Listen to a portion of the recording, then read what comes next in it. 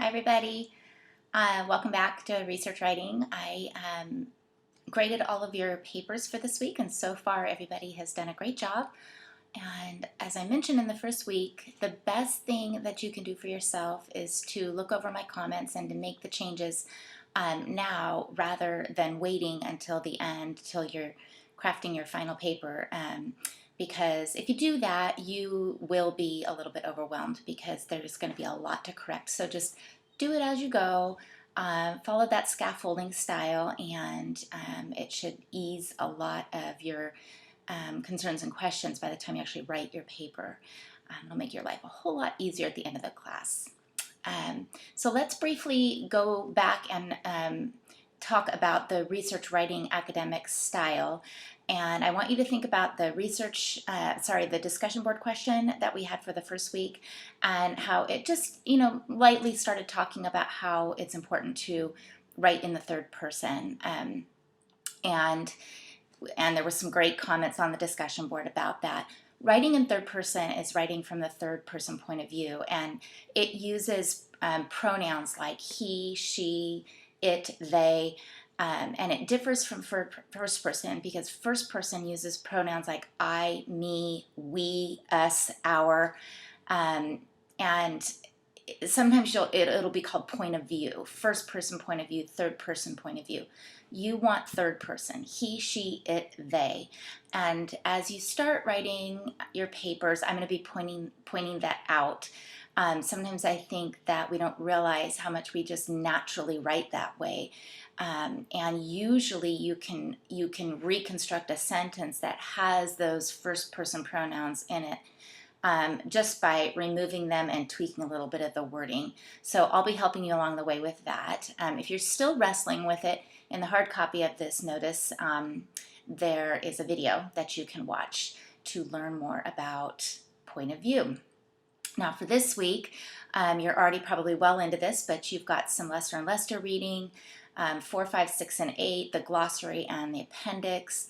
And then you also have some chapters to read in the Moody supplement. You have a few PDFs, and then you have a link to formatting the works cited page according to MLA guidelines. And then you have some videos to watch. So you've got a lot of stuff to do, but the assignment isn't too exhaustive. So don't forget to report that you complete your work every week.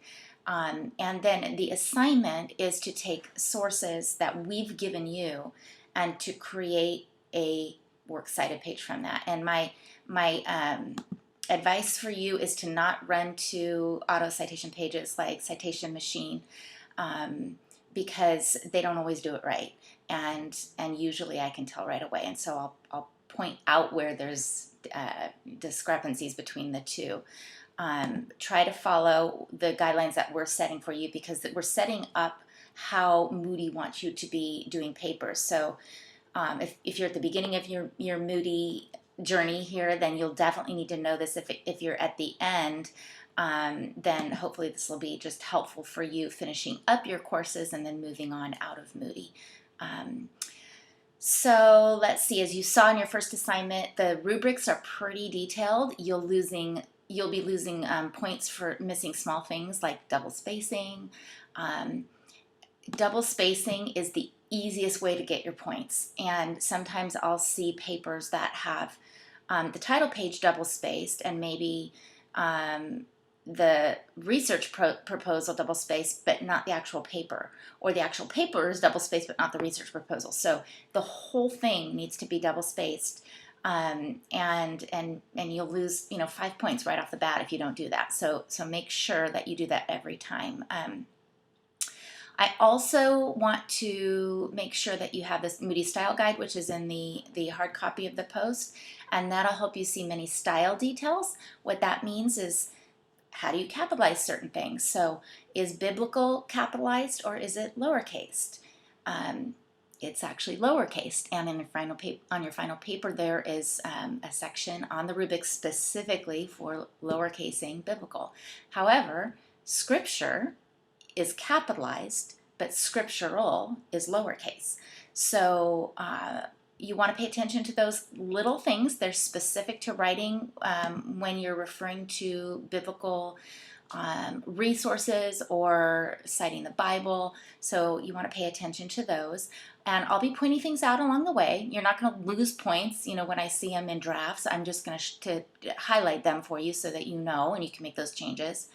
The whole way that this is done is so that you're not overwhelmed the whole way. So even for this assignment, try your hardest to do the works cited correctly, but don't worry about it if you miss something. That's what we're doing this for, is so that you learn on this assignment so you know how to do it for your actual paper.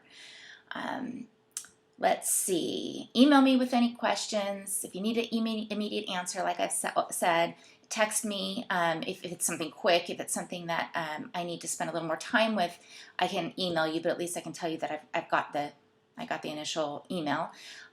Your discussion board posts are due this Friday at 11:59 p.m. Your responses to classmates' discussion board posts and your assignments are due on Monday, and I know it's a holiday. I'm really sorry about that. Hopefully you guys can get it done on the early end of the weekend so you can enjoy your holiday. And I am praying for you and just want to encourage you as we keep moving along to not get too worried about things right now, because they'll flush out as we move towards the end. Check out your resource folders, because often there's some cool resources in there that help you. And let me know if you have any questions. Take care. Bye-bye.